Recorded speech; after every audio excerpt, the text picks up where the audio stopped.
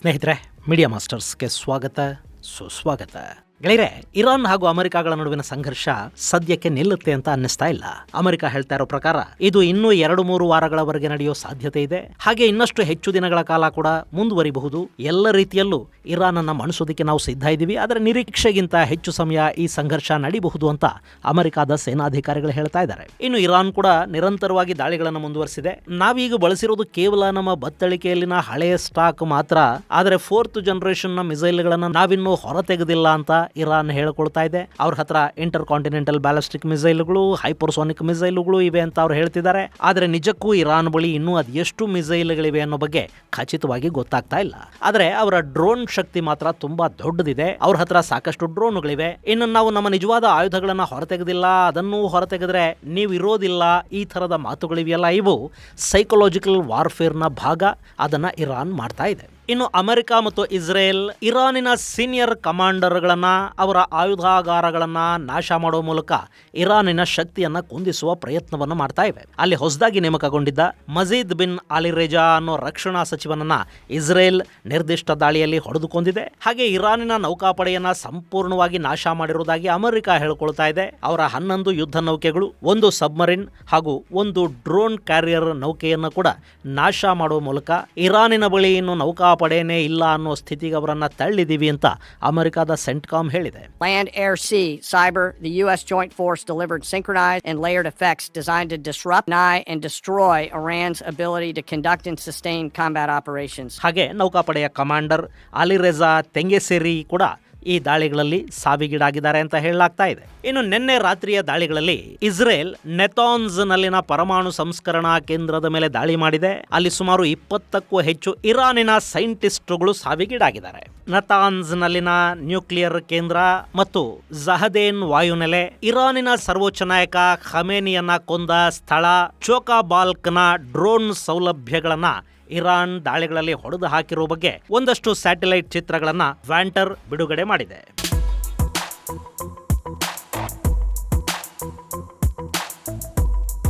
ಗೆಳೆಯರೆ, ಇಲ್ಲಿ ತುಂಬಾ ಆಶ್ಚರ್ಯ ಅನ್ಸೋದೇನು ಅಂದ್ರೆ, ಕಳೆದ 4.5 ದಶಕಗಳಿಂದ ನ್ಯೂಕ್ಲಿಯರ್ ಬಾಂಬ್ ಅನ್ನು ಮಾಡ್ಕೋಬೇಕು ಅಂತ ಪ್ರಯತ್ನಗಳನ್ನು ಮಾಡಿದ್ದ, ಸಾಕಷ್ಟು ಮಿಸೈಲ್ಗಳನ್ನ, ಡ್ರೋನ್ಗಳನ್ನ ಸಿದ್ಧ ಮಾಡಿಟ್ಕೊಂಡಿರೋ ಇರಾನ್ ತನ್ನ ದೇಶಕ್ಕೊಂದು ಸರಿಯಾದ ಏರ್ ಡಿಫೆನ್ಸ್ ಅನ್ನ ಮಾಡಿಕೊಳ್ಳೋದ್ರಲ್ಲಿ ವಿಫಲವಾಗಿದೆ ಅನ್ನೋದು. ಸ್ನೇಹಿತರೆ, ಭಾರತದ ವಿಷಯದಲ್ಲಿ ನಾವು ತುಂಬಾ ಹೆಮ್ಮೆ ಪಟ್ಕೋಬೇಕಾಗಿರೋದು ಇದೇ ವಿಷಯಕ್ಕೆ.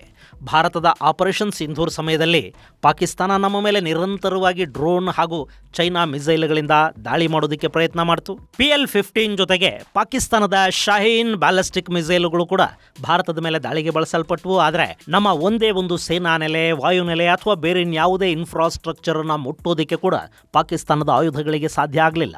ಅದಕ್ಕೆ ಕಾರಣ ಆಗಿದ್ದು ಭಾರತದ ಮಲ್ಟಿ ಲೇಯರ್ ಏರ್ ಡಿಫೆನ್ಸ್. ಒಂದ್ ಕಡೆ ಡ್ರೋನ್ಗಳನ್ನ ತಡೆಯೋದಕ್ಕೆ ನಮ್ಮ ಜುಗಾಡ್ ವ್ಯವಸ್ಥೆ ಇತ್ತು, ಮಿಸೈಲ್ಗಳನ್ನ ಆಕಾಶ್ ಏರ್ ಡಿಫೆನ್ಸ್ ತಡಿತಾ ಇತ್ತು, ಹಾಗೆ ಬ್ಯಾಲಿಸ್ಟಿಕ್ ಮಿಸೈಲ್ಗಳು ಹಾಗೂ ಚೈನಾದ ಯುದ್ಧ ವಿಮಾನಗಳನ್ನ, ಅವಾಕ್ಸ್ಗಳನ್ನ S-400 ನೋಡ್ಕೊಳ್ತಾ ಹೋಯಿತು. ಹೀಗಾಗಿ ಭಾರತದ ಗಡಿ ದಾಟಿ ಬರೋದಕ್ಕೆ ಪಾಕಿಗಳ ಆಯುಧಗಳಿಗೆ ಸಾಧ್ಯನೇ ಆಗಲಿಲ್ಲ.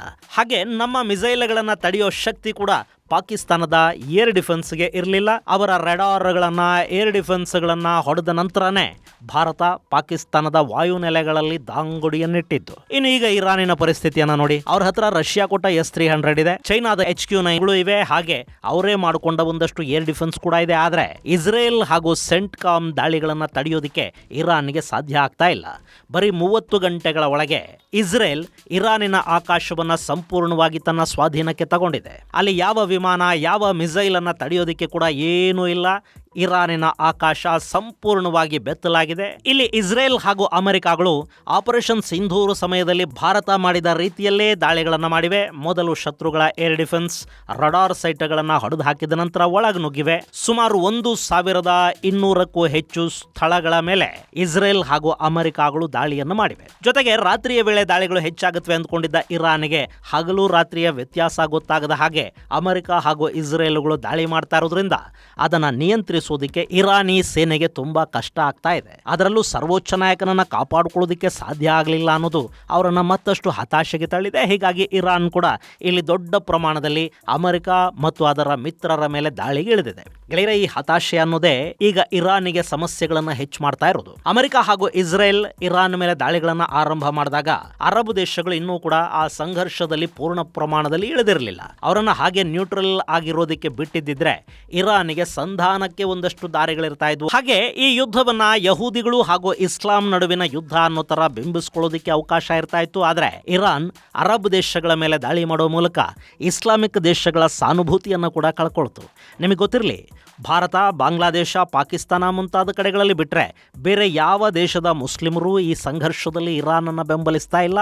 ಎದೆ ಬಡ್ಕಂಡು ಅಳ್ತಾ ಇರೋದು ಈ 3 ದೇಶಗಳಲ್ಲಿ ಮಾತ್ರ. ಇನ್ನು ಇರಾನ್ ಇಸ್ಲಾಮಿಕ್ ದೇಶಗಳ ಮೇಲೆ, ಅದರಲ್ಲೂ ಮುಸ್ಲಿಮರ ಪವಿತ್ರ ಕ್ಷೇತ್ರಗಳಿರೋ ಸೌದಿಯ ಮೇಲೆ ಕೂಡ ದಾಳಿ ಮಾಡಿದ ನಂತರ ಬಹುಸಂಖ್ಯಾತ ಸುನ್ನಿಗಳು ಇರಾನ್ ಅನ್ನ ಹೇಗೆ ತಾನೇ ಬೆಂಬಲಿಸೋದಕ್ಕೆ ಸಾಧ್ಯ ಆಗುತ್ತೆ? ಇದು ಅರಬ್ ದೇಶಗಳು ಸಂಪೂರ್ಣವಾಗಿ ಇರಾನ್ ವಿರುದ್ಧ ನಿಲ್ಲೋದಕ್ಕೆ ಕಾರಣ ಆಯಿತು. ಅಷ್ಟೇ ಅಲ್ಲ, ಅರಬ್ ದೇಶಗಳಲ್ಲಿನ ಯುರೋಪಿಯನ್ ದೇಶಗಳಿಗೆ ಸೇರಿದ ಸೇನಾ ನೆಲೆಗಳ ಮೇಲೆ ಕೂಡ ಇರಾನ್ ದಾಳಿ ಮಾಡ್ತು. ಇದು ಈ ಸಂಘರ್ಷದಿಂದ ದೂರಾನೇ ಉಳಿದಿದ್ದ ಈ 3 ದೇಶಗಳು ಅಂದರೆ ಫ್ರಾನ್ಸ್, ಬ್ರಿಟನ್ ಹಾಗೂ ಜರ್ಮನಿಗಳು ಕೂಡ ಅಮೆರಿಕಾದ ಬೆಂಬಲಕ್ಕೆ ನಿಲ್ಲುವ ಹಾಗೆ ಮಾಡಿದೆ.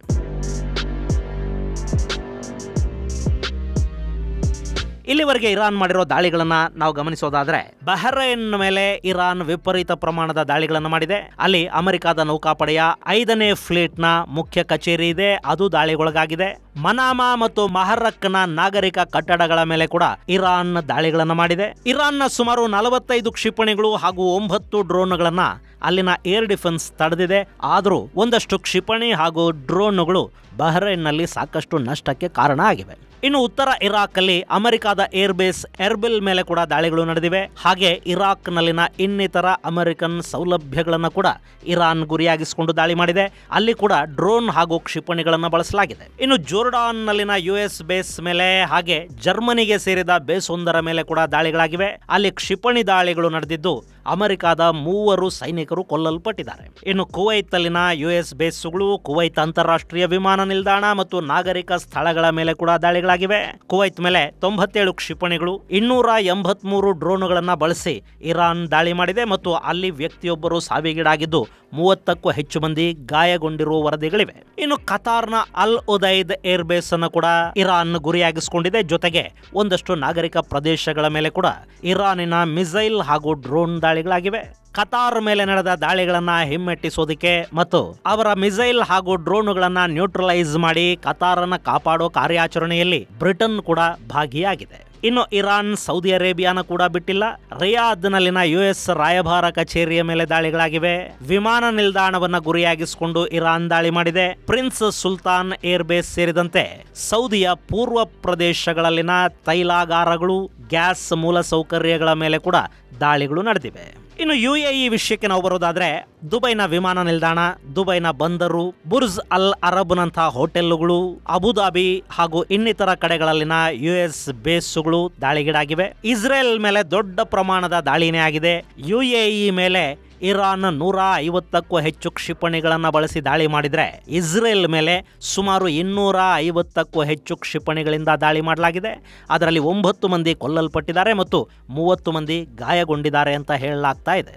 ಈ ಸಂದರ್ಭದಲ್ಲಿ ಹೈಫಾದ ತೈಲ ಶುದ್ಧೀಕರಣ ಘಟಕ ಕೂಡ ತೀವ್ರ ಪ್ರಮಾಣದಲ್ಲಿ ಡ್ಯಾಮೇಜ್ ಆಗಿದೆ ಅಂತ ಹೇಳಲಾಗ್ತಾ ಇದೆ. ಗೆಳೆಯರೆ, ಇಲ್ಲಿ ಅರಬ್ ದೇಶಗಳ ಮೇಲೆ, ಅಲ್ಲಿನ ಅಮೆರಿಕದ ನೆಲೆಗಳ ಮೇಲೆ, ಇಸ್ರೇಲ್ ಮೇಲೆ ಮಾತ್ರ ಇರಾನ್ ದಾಳಿ ಮಾಡಿಲ್ಲ.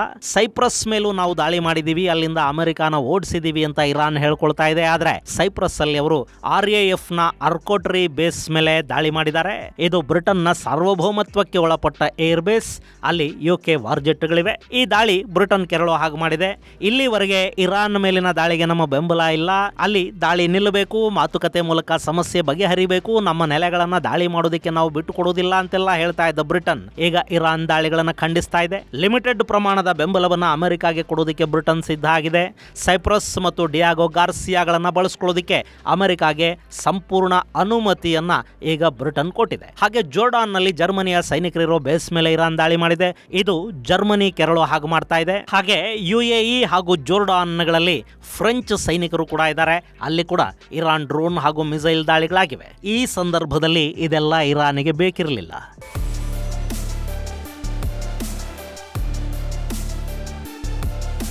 ಇನ್ನು ನ್ಯಾಟೋ ಗೆಳೆಯರೆ, ಇಲ್ಲಿ ನ್ಯಾಟೋದ ಎಲ್ಲ ದೇಶಗಳು ಅಮೆರಿಕ ಇರಾನ್ ಮೇಲೆ ಮಾಡ್ತಾ ಇರೋ ಈ ದಾಳಿಗಳನ್ನು ಬೆಂಬಲಿಸ್ತಾ ಇಲ್ಲ.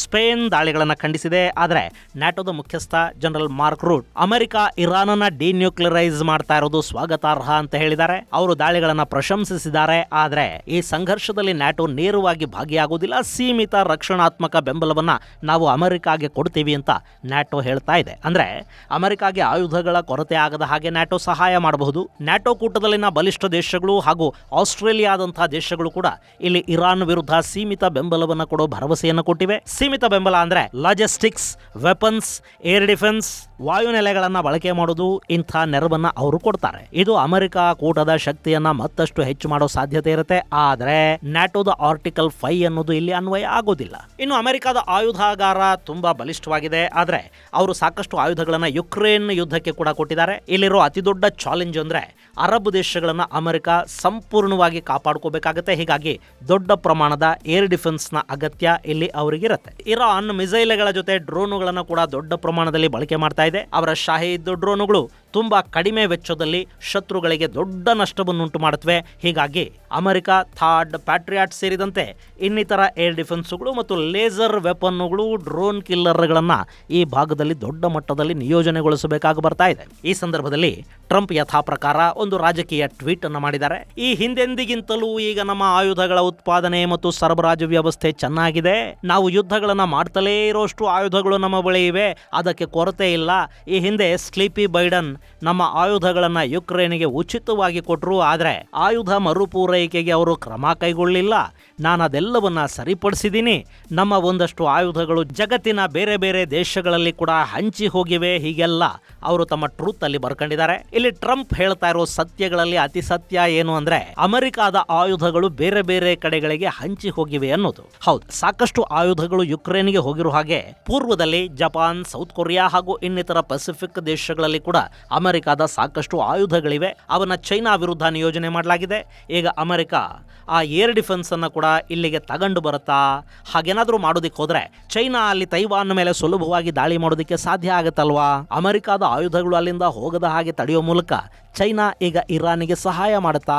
ಬಹುಶಃ ಚೈನಾ ಈಗಾಗಲೇ ಇರಾನಿಗೆ ಏನು ಸಹಾಯ ಮಾಡಿದೆ ಅಷ್ಟೇ, ಅದಕ್ಕಿಂತ ಹೆಚ್ಚು ಸಹಾಯ ಚೈನಾದ ಕಡೆಯಿಂದ ಅವರಿಗಿನ್ನು ಬರುತ್ತೆ ಅಂತ ಅನ್ನಿಸ್ತಾ ಇಲ್ಲ. ಇಲ್ಲಿ ಚೈನಾ ಯಾಕೆ ಇರಾನ್ ವಿಷಯದಲ್ಲಿ ಸುಮ್ಮನೆ ಕೂತಿದೆ ಅನ್ನೋದು ಬೇರೆ ಇದ್ದೇ ಕಥೆ. ಅದನ್ನು ನಿಮಗೆ ಮುಂದಿನ ಸಂಚಿಕೆಯಲ್ಲಿ ಹೇಳ್ತೀನಿ. ಇನ್ನು ಈ ಸಂಘರ್ಷ ಇನ್ನೂ 1-2 ವಾರ ನಡೀಬಹುದು, ಅಥವಾ ಈಗ ಶುರುವಾಗಿರೋ ರಾಜತಾಂತ್ರಿಕ ಮಾತುಕತೆಗಳು ಸಫಲವಾದ್ರೆ 1-2 ವಾರಗಳಲ್ಲಿ ಸಂಘರ್ಷ ಶಮನಗೊಳ್ಳಬಹುದು. ಏನಾಗುತ್ತೆ ಅನ್ನೋದನ್ನ ನಾವು ಕಾದು ನೋಡಬೇಕಿದೆ. ಇದು ಗೆಳೆಯರೆ, ಇರಾನ್, ಇಸ್ರೇಲ್ ಮತ್ತು ಅಮೆರಿಕ ನಡುವಿನ ಸಂಘರ್ಷದ ಕುರಿತಾದ ಒಂದಷ್ಟು ಅಪ್ಡೇಟ್ಸ್. ಮುಂದಿನ ಸಂಚಿಕೆಯಲ್ಲಿ ಮತ್ತಷ್ಟು ವಿಶೇಷಗಳ ಜೊತೆ ಮತ್ತೆ ಭೇಟಿಯಾಗೋಣ. ಅಲ್ಲಿವರೆಗೆ ಜೈ ಹಿಂದ್, ಜೈ ಕರ್ನಾಟಕ.